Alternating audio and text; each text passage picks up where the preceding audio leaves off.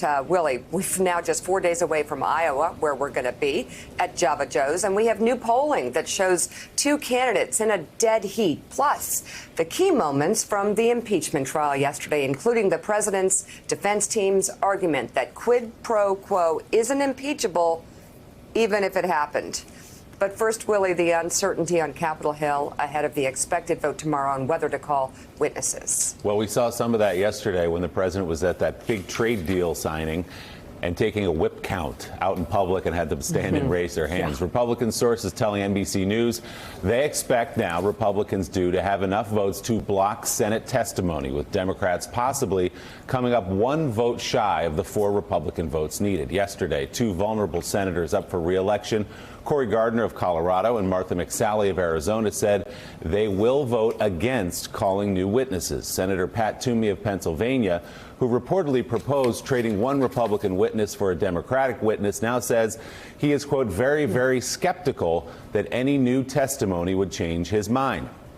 Mitt Romney, meanwhile, says he is a definite yes. He wants to see witnesses. Susan Collins says she will likely vote yes to have witnesses. Lisa Murkowski, who met privately with Senate Majority Leader Mitch McConnell yesterday, refused to share her thoughts publicly, despite saying Tuesday she may want to hear from John Bolton. Another Senate Republican to watch, Lamar Alexander of Tennessee. He has expressed concern over the holdup of military aid. He is retiring after this term, and a former chief of staff tells NBC News, quote, "You cannot predict him." If the Senate does vote for no witnesses, we are now told Senator McConnell will immediately call for a final vote, meaning the impeachment proceedings could end tomorrow with a likely acquittal for the president. So, Jake Sherman, you've been watching every one of these votes very closely for a long time. Is there a 4th vote out there in play, or does Leader McConnell have this locked up at this point? This is about as clear as mud to me at this point, and I will say, of all the things I've covered on Capitol Hill, this is the least obvious what's going to happen. We've not seen a 4th vote. It's very difficult to understand where this 4th vote is going to come from. The thing that has struck me over the last couple days is there's been no jailbreak. We've had a drumbeat of what would otherwise be considered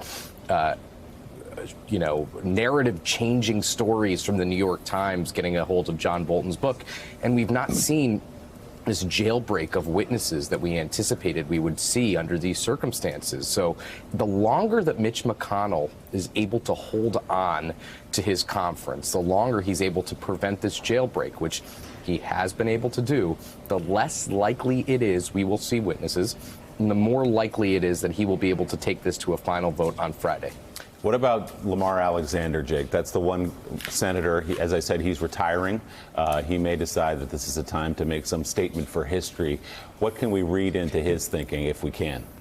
Well, we could read 2 things. Number one, he obviously has the seat of Howard Baker, who played a critical role, to say the least, in the last 2 impeachments ago of a president.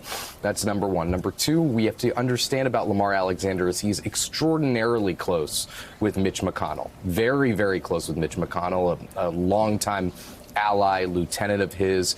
And what Republicans are saying, again, this is not me saying it, what Republicans keep saying is, if we vote for witnesses, where is it going to end? Once we hear from John Bolton, are we going to need to hear from 10 more people? Are we going to remove this president from office? If not, why open this door? And listen, Lindsey Graham has said time and time again that he anticipates there will be 51 votes to call Hunter Biden, to call Adam Schiff, to call the whistleblower. So that's the question people are starting to ask themselves is, do we want to go down this snake pit? And I know that's a controversial thing to say, and I'm just relaying my reporting from the Capitol. This is not me saying it, but I do think that is a real dynamic that's playing into a lot of these senators' thinking. So, Jay, quickly, just game this out for us, and let's say the final legal arguments end later tonight, and then there's a vote on witnesses. Is it possible that by tomorrow night the impeachment trial is over and we've turned the corner on this major question and this major moment in history? More than possible, I would say likely, because there will be 4 hours of debate on witnesses, on getting more witnesses and documents that'll come to a vote. And from there, the Senate will vote, and likely he will be acquitted, absent some sort of surprise that is so huge and monumental that we're not seeing it at this point. Yeah, so Mika, we have Mitt Romney, who's sort of been there from the beginning, saying, yes, I want to see witnesses. Mitt. Susan Collins has inched that way. Lisa Murkowski says, yes, I think we should probably hear from John Bolton. But as Jake points out, there may not be that fourth voice that's going to cross over. Thanks for checking out MSNBC on YouTube, and make sure you subscribe to stay up to date on the day's biggest stories. And you can click on any of the videos around us to watch more from Morning Joe and MSNBC. Thanks so much for watching.